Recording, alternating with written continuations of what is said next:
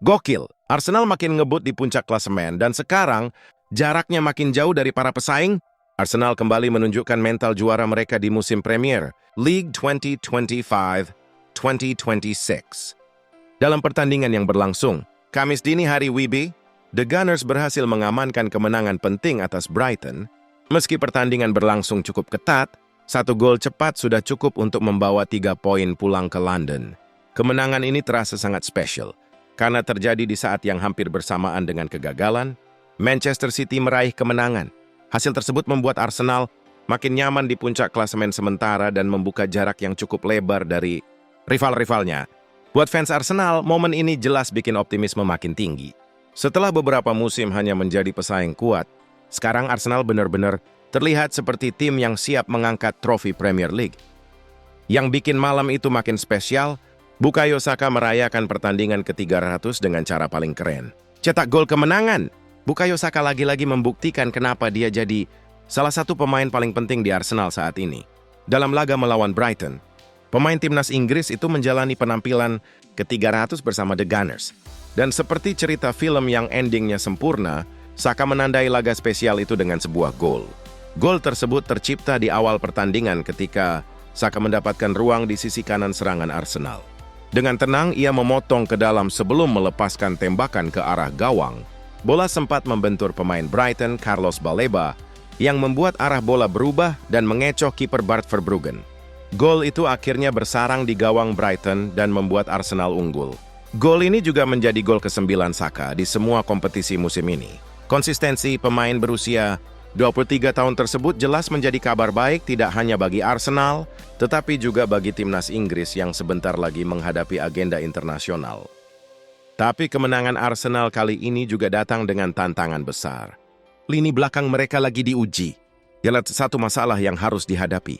Arsenal dalam pertandingan ini adalah absennya bek andalan mereka, William Saliba. Saliba mengalami cedera pergelangan kaki ketika Arsenal menghadapi Chelsea pada pertandingan sebelumnya. Cedera itu membuat Mikel Arteta harus memutar otak untuk mencari pengganti yang tepat di lini belakang. Sebagai solusi, Arteta menurunkan Christian Mosquera sejak awal pertandingan. Namun bek asal Spanyol tersebut tampak kesulitan menghadapi tekanan dari para pemain Brighton. Ia terlihat beberapa kali terlambat membaca pergerakan lawan. Bahkan di awal pertandingan, Mosquera sudah harus menerima kartu kuning setelah melakukan pelanggaran terhadap Jorginho Rutter. Situasi tersebut membuat Arteta akhirnya melakukan perubahan di babak kedua dengan memasukkan Ricardo Calafiori untuk memperkuat lini pertahanan. Dan ada satu momen yang bikin fans Arsenal sempat deg-degan. Kesalahan hampir fatal dari David Raya. Di awal pertandingan, Arsenal hampir saja menghadapi situasi yang sangat berbahaya. Kiper mereka, David Raya, mencoba membangun serangan dari belakang seperti yang sering dilakukan Arsenal dalam beberapa musim terakhir. Namun kali ini, operan tersebut justru jatuh ke kaki pemain Brighton, Carlos Baleba. Melihat Raya sudah keluar dari posisinya, Baleba langsung mencoba memanfaatkan kesempatan dengan melakukan chip berani ke arah gawang yang kosong. Untungnya bagi Arsenal, Gabriel Magalhaes berada di posisi yang tepat. Bek asal Brasil itu dengan cepat berdiri di garis gawang dan berhasil menyundul bola keluar sebelum melewati garis. Momen tersebut menjadi penyelamatan yang sangat krusial bagi Arsenal. Walaupun kalah, Brighton sebenarnya nggak main buruk sama sekali. Brighton tampil cukup berani sepanjang pertandingan dan beberapa kali berhasil menciptakan peluang berbahaya. Salah satu peluang terbaik datang dari Jorginho Rutter yang melepaskan tembakan melengkung ke arah gawang Arsenal. Namun David Raya berhasil melakukan penyelamatan gemilang dengan menepis bola tersebut. Selain itu, Mats Weber juga sempat mendapatkan peluang emas lewat sundulan di dalam kotak penalti.